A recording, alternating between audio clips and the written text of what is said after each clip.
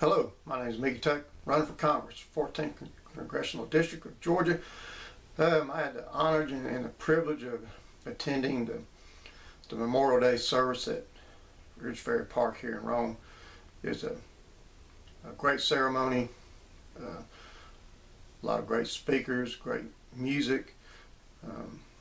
It was a time to reflect on those that have lost their lives and given their lives, sacrificed their lives for our country and for our freedoms.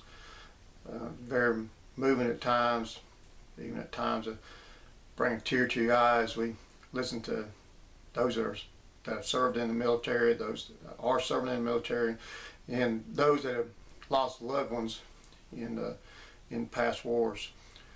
And my heart goes out to each and every one of them, and I'm a very strong supporter of our military. I have a long history in my family of those serving our country all the way back to the American Revolution.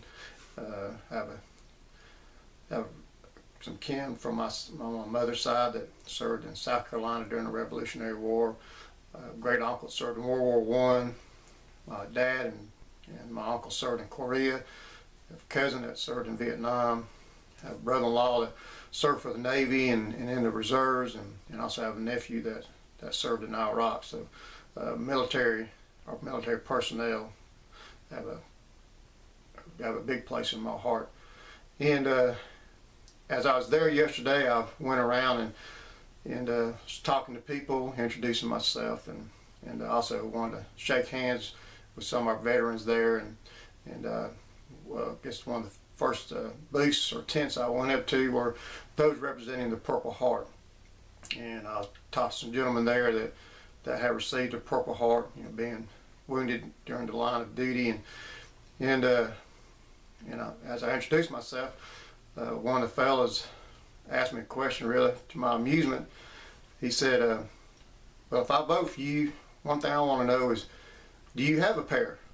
And like I said, I was amused by the question, and I said, yes, sir, I believe I do. And he said, well, I just want to know, because he said it doesn't seem like there's anybody in D.C. that has a pair. They don't want to stand up for anything. He said they don't want to stand up for us. They don't want to stand up for our veterans. I said, sir, I'm very well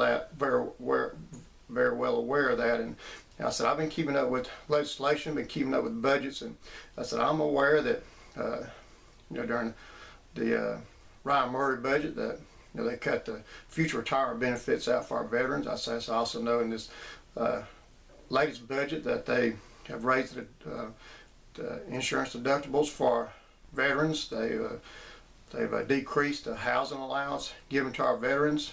The list just goes on and on. And he said, I'm tired of seeing every cut made on the backs of the veterans and those that serve in the military. And I said, sir, I totally agree with you. He said, if you get to Washington D.C., he says, you go up there and tell them that, how about let's taking some cuts on those in Congress? How about let's taking some cuts on those in Washington D.C. and quit making cuts on the back of the veterans and the ones that serve our country? And I said, sir, I 100% agree. I said, this was one thing that I will promise if I do go to Washington, D.C., and if y'all will elect me, is that I will see that our veterans are taken care of, and that the cuts that need to be made are not made on the backs of those that have sacrificed their time and service and their lives to our country. Our current representative has voted for each of those bills that I've mentioned that has made cuts to our veterans. Our veterans are tired of lip service. And the gentleman I talked to said, that's one thing I'm tired of also. He said, I'm tired of politicians coming around to events like this and making promises to us and then going up to Washington, D.C. and do the opposite. And once again, I told him, sir, I admire our military, I admire our veterans, I admire those that have served our country in the past, and especially those that have sacrificed their lives for our country. And I said, the veterans in the military is one thing that I will not let down.